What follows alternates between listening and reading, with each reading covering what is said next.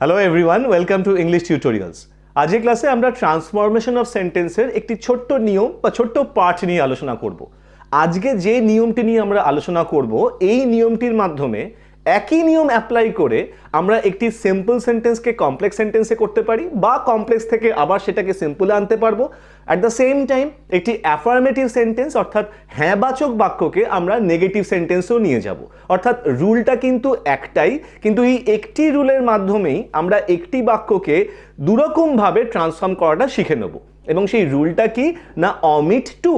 অনেক সময় আমাদের পরীক্ষার প্রশ্নপত্রে তোমরা দেখবে যে ডু অ্যাজ ডাইরেক্টেড পার্টে একটি বাক্য দিয়ে বলা হয় অমিট টু, অর্থাৎ TOO2টাকে বাদ দেওয়ার কথা বলা হয়। এক্ষেত্রে আমরা সেই নিয়মটিকে নিয়েই আজকে ডিটেলে আলোচনা করব এবং প্রসেসটা জেনে নেব, তাও খুব সিম্পল ওয়েতে। দেখো, একটি বাক্যকে প্রথমে আমরা একটি উদাহরণ হিসেবে নিই। অ্যাজ পার এক্সাম্পল ধরো আমি তোমাদেরকে বললাম the news is too good to be true. অর্থাৎ এই বাক্যটির যদি আমরা বাংলায় অর্থ করি তাহলে বাংলায় অর্থটা হয় যে খবরটি এতটাই ভালো যে সেটি সত্যি হতে পারে না। অর্থাৎ যখনই আমরা কি বুঝলাম না, যখনই একটি বাক্যতে TOO2 এবং টু দুটি টু বসে থাকবে বা ইউজড হবে, সেক্ষেত্রে কিন্তু সেই বাক্যটির মধ্যে একটি নেগেটিভ সেন্স অলরেডি ইনপুট করাই থাকে, তার মধ্যে ইনহারেন্ট থাকে। তাই আমরা যখনই ওই বাক্যটিকে এক্সপ্যান্ড করব বা ভাঙবো, সেই নেগেটিভ সেন্সটাকে কিন্তু আমাদেরকে বার করে আনতে হবে। তাহলে আমরা এই রকম বাক্য পরীক্ষার প্রশ্নপত্রে পেতেই পারি। এরকম ধরনের আরও অনেক বাক্য হতে পারে। As per example, the man is too tired to walk, the cork is too light to sink, এরকম ধরনের বাক্য। অর্থাৎ এই বাক্যগুলিকে থেকে আমাদেরকে প্রথমে অমিট টু বাদ দিতে হবে বলা হয় পরীক্ষার প্রশ্নপত্রে। যখনই আমরা অমিট টু করতে যাব অর্থাৎ টু বাদ দেব, আমরা সবসময় মাথায় রাখবো যে এই ধরনের বাক্যতে আমাদেরকে টু বাদ দিয়ে তার জায়গায় সো এবং দ্যাট ইউজ করতে হবে। কীরকমভাবে ইউজ করবো না, নিয়মটা খুব সিম্পল, একবার শুনলেই কিন্তু তোমাদের সকলেরই একদম সবসময়ের জন্য মনে থেকে যাবে। দেখো, যখনই অমিট টু করবো, TOO2 এর জায়গায় আমরা প্রথমেই মাথায় রাখবো যে সেই জায়গাটায় আমাকে সো ব্যবহার করতে হবে, এবং TO2 যখন আমরা তুলে দেবো বা উঠিয়ে দেবো, তার জায়গায় আমাকে দ্যাট ব্যবহার করতে হবে। তাহলে যদি আমরা the news is too good to be true এই বাক্যটিকে প্রাথমিকভাবে আমাদের আলোচনার একটা উদাহরণ হিসেবে ব্যবহার করি, তাহলে the news is two TOO2 এটা উঠে গিয়ে তাহলে কি আসছে না, সো আসবে। তাহলে the news is so good হয়ে গেল। এরপরে আছে টু TO2, সেই টুটা উঠে যাবে, তার জায়গায় আসবে দ্যাট। তাহলে the news is so good that. এই পর্যন্ত খুব ইজিলি আমরা করে নিতে পারলাম। এরপরে আমাদেরকে যেটা দেখতে হবে যে বাক্যটি আমাদেরকে ট্রান্সফর্ম করতে দিয়েছে সেই বাক্যটির সাবজেক্ট কি আছে। এই বাক্যটিতে সাবজেক্টকে দ্য নিউজ। নিউজ কিন্তু কোনো প্রাণী বা কোনো ব্যক্তিকে বোঝায় না, একটি জড় বস্তু বা জড় পদার্থকে মিন করছে। তাহলে জড় বস্তু বা জড় পদার্থ বা ইনঅ্যানিমেট অবজেক্টের জন্য আমরা কোন প্রোনাউন ব্যবহার করি না, ইট ব্যবহার করি। তাহলে এই বাক্যটির ক্ষেত্রে আমরা দ্যাটের পরে একটা ইট ব্যবহার করব বাক্যটির সাবজেক্ট অনুযায়ী। সিমিলারলি এই বাক্যটিতে যদি সাবজেক্ট কোনো একজন পুরুষকে বোঝাতো তাহলে আমরা হি ইউজ করতাম, যদি কোনো মহিলাকে বোঝাতো তাহলে আমরা শি ইউজ করতাম, যদি কোনো প্লুরাল নাম্বার সাবজেক্ট থাকতো তাহলে আমরা দে ইউজ করতাম, বা ইনঅ্যানিমেট বা জড়বস্তুর ক্ষেত্রে আমরা দিস বা দোজ, যেটা আমাদের বাক্যে প্রয়োজন হবে আমরা সেই রকমভাবে ব্যবহার করতাম। এনিওয়েজ, তাহলে আমাদের এখানে নিউজ হচ্ছে সাবজেক্ট, তাহলে আমরা ইট ব্যবহার করব দ্যাটের পরে। তাহলে এখনো পর্যন্ত বাক্যটা কি দাঁড়িয়েছে, the news is so good that it. এই পর্যন্ত আমরা করে নিতে পেরেছি। এরপরে আমরা দেখব যে এই বাক্যটিতে টেন্স কি আছে, অর্থাৎ এই বাক্যটি প্রেজেন্ট টেন্সে আছে না পাস্টে আছে না কোন টেন্সে আছে। দেখো, এই বাক্যটিতে ইজ বি ভার্বের ব্যবহার হয়ে রয়েছে, তার মানে বাক্যটি ডেফিনেটলি প্রেজেন্ট টেন্সে আছে। তো সেই প্রেজেন্ট টেন্স অনুযায়ী যখন বাক্যটা প্রেজেন্ট টেন্সে থাকবে আমরা ক্যান নট ব্যবহার করব আমাদের ট্রান্সফরমেশনের সময়। আর যদি বাক্যটি পাস্ট টেন্সে থাকে তাহলে আমরা কুড নট ব্যবহার করব।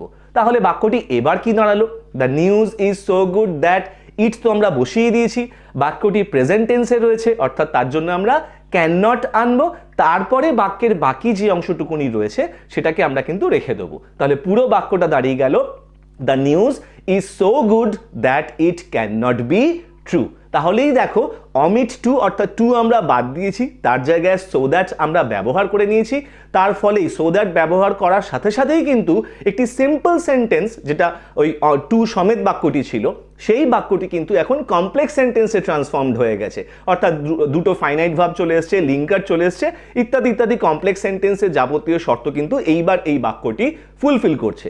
নট অনলি দ্যাট, প্রথম বাক্যটি ছিল affirmative, the news is too good to be true, এখানে কোনো নেগেটিভ ওয়ার্ড কিন্তু ছিল না। কিন্তু আমরা যখন বাক্যটিকে এক্সপ্যান্ড করেছি বা ট্রান্সফর্ম করেছি সো দ্যাট দিয়ে, এবার কিন্তু বাক্যটি নেগেটিভ হয়ে গেছে, অর্থাৎ ক্যান নট আমরা ব্যবহার করেছি। তাহলে একটা সামান্য ছোট্ট একটি নিয়ম অ্যাপ্লাই করে আমরা দেখলাম যে একটি সিম্পল সেন্টেন্সকে আমরা কমপ্লেক্স সেন্টেন্সও ট্রান্সফর্ম করতে পারলাম, অ্যাট দ্য সেম টাইম সেই অ্যাফার্মেটিভ সেন্টেন্সটাও কিন্তু আমরা নেগেটিভ সেন্টেন্সে আমাদের ট্রান্সফর্ম হয়ে গেল। এরকম যদি আরও একটি উদাহরণ তোমাদের সাথে আমি আলোচনা করি, অ্যাজ পার এক্সাম্পল ধরো বললাম the man is too tired to walk, অর্থাৎ এক্ষেত্রে বাক্যের কর্তা বা সাবজেক্ট কে আছে? The man. ওকে, এরপরে বাক্যটি প্রেজেন্ট টেন্সে রয়েছে, এবার তারপর টু আমরা তুলবো, সো এবং দ্যাট ব্যবহার করে তুলবো। তাহলে the man is, T double too এর জায়গায় আসলো এবার so, the man is so, adjective রয়েছে টায়ার্ড, আমরা বসিয়ে দেবো যেমন আছে, the man is so tired, তারপরে আমরা দ্যাট আনবো, the man is so tired that. এরপরে আমি কি বলেছিলাম না, বাক্যটির সাবজেক্ট বা কর্তা অনুযায়ী আমাদেরকে একটা প্রোনাউন ইউজ করতে হবে। এক্ষেত্রে বাক্যটির সাবজেক্টকে ম্যান, একজন পুরুষকে বোঝাচ্ছে, তাহলে আমরা কোন প্রোনাউন আনবো? হি আনবো। তাহলে এবার কি হলো? The man is so tired that he, বাক্যটি রয়েছে প্রেজেন্ট টেন্সে, আমরা ক্যান নট ইউজ করব, the man is so tired that he can not, এরপরে যা রয়েছে বাকিটা অর্থাৎ ওয়াক ভার্বটি আমরা সেটিকে ইউজ করে নেব। তাহলে এরকমভাবেই কিন্তু আমরা বাক্যটিকে ট্রান্সফর্ম করতে পারলাম। এর একটা ছোট্ট ব্যতিক্রম আছে, এবার আমরা সেই ব্যতিক্রমটাকে নিয়ে একটু আলোচনা করব। দেখো, অনেক এই অমিট টু এর বাক্যতেই অনেক রকমের বাক্য আসতে পারে, যে বাক্যতে আমরা ক্যান নট বা কুড নট ব্যবহার করতে পারবো না। অ্যাজ পার এক্সাম্পল, আমি ধরো তোমাদেরকে একটা বাক্য বললাম, the poem is too simple to need an explanation, অর্থাৎ কবিতাটি এতটাই সরল বা সহজ যে এর ব্যাখ্যার প্রয়োজন নেই। বাক্যটার আপাত অর্থে বাংলা মানে কিন্তু তাই হয়। এইবারে যদি আমরা প্রাথমিকভাবে আমরা যে নিয়মটা শিখেছি সেই নিয়মটাই যদি অ্যাপ্লাই করি, অর্থাৎ ক্যান নট বা কুড নট যেটা আমরা অ্যাপ্লাই করলাম এতক্ষণ ধরে আগের দুটি বাক্যের ক্ষেত্রে, যদি সেটাই অ্যাপ্লাই করি তাহলে বাক্যটি কি দাঁড়াবে? অর্থাৎ তাহলে কি হয়ে গেল? The poem is too simple ছিল, এবার হয়ে গেল the poem is so simple, তারপরে আমরা দ্যাট বসাবো, the poem is so simple that, তারপরে পোয়েম অর্থাৎ আবার সেই ইনঅ্যানিমেট বা জড়বস্তু বা জড় পদার্থকে বোঝাচ্ছে, তাহলে আমরা ইট প্রোনাউন আনবো, ইট আনবো। তাহলে ইটের পরে এবার আমরা বাক্যটির টেন্স অনুযায়ী ক্যান নট বা কুড নট ব্যবহার করব, তাই তো? তাহলে এক্ষেত্রে বাক্যটি রয়েছে প্রেজেন্ট টেন্সে, আমরা যদি ক্যান নট বসিয়ে দেবো তাহলে এখানে the poem is so simple that it can not, তারপরে নিড এক্সপ্লেনেশন ছিল, আমি সেটাকে বসাবো। কিন্তু যদি আমরা এই ক্যান নট বসিয়ে দিই তাহলে বাক্যটার মানে কি অ্যাকচুয়ালি যেটা অর্থ হওয়া উচিত তাই কি হচ্ছে? না, হচ্ছে না। দেখো, ক্যান একটা হচ্ছে মোডাল অক্সিলারি ভার্ব, যে ক্যান কথাটির বাংলায় আপাত অর্থে মানে হচ্ছে পারা, কোনো কিছু কাজ করতে পারা। আই ক্যান সুইম, আমি সাঁতার কাটতে পারি। আই ক্যান রিড, আমি পড়তে পারি। আই ক্যান প্লে ক্রিকেট, আমি ক্রিকেট খেলতে পারি। অর্থাৎ ক্যান মানেই কিন্তু একটা পারা, একটা এবিলিটির কথা কিন্তু এক্সপ্রেসড হয়। এক্ষেত্রে যদি আমরা বাক্যটার বাংলায় মানে করি তাহলে কি দাঁড়াচ্ছে? The poem is so simple, অর্থাৎ কবিতাটি হয় এতটাই সরল যে, অর্থাৎ দ্যাট, ইট ইহা অর্থাৎ এটি, তা কবিতাটি হয় এতটাই সরল যে ইহা পারে না, ক্যান নট মানে পারে, ক্যান মানে পারা আর নট আছে, তাহলে পারে না, নিড প্রয়োজন, এক্সপ্লেনেশন ব্যাখ্যা। তাহলে এক্ষেত্রে কি বাংলা বাক্যটির অ্যাকচুয়ালি কোনো প্রপার সেন্স আমাদের কাছে কনভেড হচ্ছে? না, হচ্ছে না, কোনো অর্থ কিন্তু বোঝা যাচ্ছে না। এটাই হচ্ছে সেই ব্যতিক্রমী ব্যাপার যেখানে আমরা ক্যান নট বা কুড নট ইউজ করতে পারবো না, তার বদলে আমাদেরকে কি ইউজ করতে হবে? না, ডু ভার্বের ফর্ম ইউজ করতে হবে। ডু ভার্বের ফর্ম আমাদেরকে ইউজ করতে হবে। As for example, do, does বা ডিড, বাক্যটি যদি প্রেজেন্ট টেন্সে থাকে তাহলে ডু বা ডাজ আসবে বাক্যের সাবজেক্ট অনুযায়ী, এবং বাক্যটি যদি পাস্ট টেন্সে থাকে তাহলে আমরা ডিড ইউজ করব। এবার যদি আমরা ডু, ডাজ বা ডিড বা ডু ভার্বের ফর্ম দিয়ে বাক্যটিকে ফর্ম করি তাহলে বাক্যটা এবার কি দাঁড়াবে?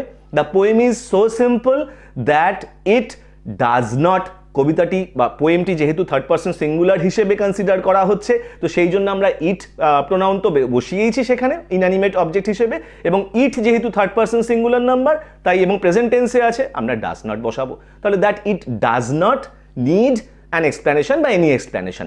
এবার কিন্তু বাক্যটির মানে হলো কি, যে কবিতাটি এতটাই সরল যে এর কোনো ব্যাখ্যার প্রয়োজন নেই। এবার কিন্তু বাক্যটির অর্থ আমরা ক্লিয়ারলি বুঝতে পারছি। তাহলে আমরা কখন কিরমভাবে আইডেন্টিফাই করব বা কিরমভাবে বুঝতে পারবো যে কখন ক্যান নট বা কুড নট বা কখন ডু নট, ডাজ নট বা ডিড নট ব্যবহার করব? না, বাক্যটিকে ট্রান্সফর্ম করবার পরে আমরা সামান্য একটুখানি বাক্যটির অর্থ বুঝে নেওয়ার চেষ্টা করব। যদি দেখি যে সেখানে ক্যান নট বা কুড নট অর্থাৎ পারা, কোনো কিছু কাজ করতে পারার এবিলিটির কথা এক্সপ্রেস করা হচ্ছে না, বা সেই পারা কথাটি ব্যবহার করলে বাক্যটির অর্থ পরিষ্কারভাবে আমাদের কাছে ক্লিয়ার হচ্ছে না, তাহলে কিন্তু আমরা সেখানে ডু, ডাজ বা ডিড এর ব্যবহারটি করব। এরকমভাবেই আমরা যে কোনো অমিট টু এর বাক্যকে একই নিয়ম অ্যাপ্লাই করে আমরা কমপ্লেক্স করতে পারি বা অ্যাফার্মেটিভ থেকে তাকে নেগেটিভ করতে পারি। নিয়মটা কিন্তু খুব সরল। সোজা কথায় একটু জিস্ট সাম আপ করে বললে কি হবে না, টি ডবল ও টু এর জায়গায় আমরা সো ব্যবহার করব, টিও টু যেখানে রয়েছে ঠিক তার জায়গায় আমরা দ্যাট ব্যবহার করব। দ্যাট ব্যবহার করবার পরে বাক্যটির সাবজেক্ট বা কর্তা অনুযায়ী আমরা একটা প্রোনাউন আনবো। এবার বাক্যটি যদি প্রেজেন্ট টেন্সে থাকে তাহলে ক্যান নট ব্যবহার করব জেনারেলি, যদি পাস্ট টেন্সে থাকে তাহলে কুড নট ব্যবহার করব, তারপরে বাক্যটির বাকি অংশ লিখব। আর যে সমস্ত ক্ষেত্রে ক্যান নট বা কুড নট ব্যবহার করা যাবে না, সেক্ষেত্রে আমরা ডু নট, ডাজ নট বা ডিড নট ব্যবহার করে বাক্যের বাকি অংশটুকুনিকে আমরা লিখে দেবো। তাহলেই আমাদের বাক্যের ট্রান্সফরমেশনটা কমপ্লিট হয়ে যাবে। তাহলে আশা করি যে আজকে আমরা যে ছোট্ট একটি রুল নিয়ে আলোচনা করলাম, এই রুলটা তোমরা তোমাদের পরীক্ষার ক্ষেত্রে বা অন্যান্য প্র্যাকটিস করবার ক্ষেত্রে সহজেই অ্যাপ্লাই করতে পারবে, ভুল হবে না। তোমাদের সুবিধার জন্য আমি একটা ছোট্ট ওয়ার্কশিট দিয়ে রেখেছি, তোমরা এই কয়েকটি বাক্য একটু বাড়িতে প্র্যাকটিস করতে পারো, তাহলে তোমাদের কাছে কিন্তু আইডিয়াটা আরও ক্লিয়ার হয়ে যাবে। আর যদি কোথাও কোনো প্রবলেম হয় বা বুঝতে অসুবিধা হয় তাহলে আমাকে কমেন্ট করে জানাতে পারো তোমাদের কোশ্চেন, আমি তোমাদের উত্তর দিয়ে দেবো। আর যদি মনে হয় যে ভিডিওটি ভালো লেগেছে বা হেল্প করতে পারে এরকম ধরনের বাক্যের ট্রান্সফরমেশন করার ক্ষেত্রে, তাহলে প্লিজ লাইক করতে ভুলো না, শেয়ার করতে ভুলো না। আর ইংলিশ টিউটোরিয়ালস চ্যানেলটিকে যদি এখনও পর্যন্ত সাবস্ক্রাইব না করে থাকো, প্লিজ ডু সাবস্ক্রাইব আর বেল আইকনটাকে প্রেস করে রেখো, যাতে ভবিষ্যতে এই ধরনেরই লিটারেচার, গ্রামার বা spoken English oriented video notification তোমরা প্রথমেই পেয়ে যাও। ইন দ্য মিন টাইম সকলে ভালো থেকো, stay safe, keep watching English tutorials, keep learning, and thank you so much for giving me your time. Thank you.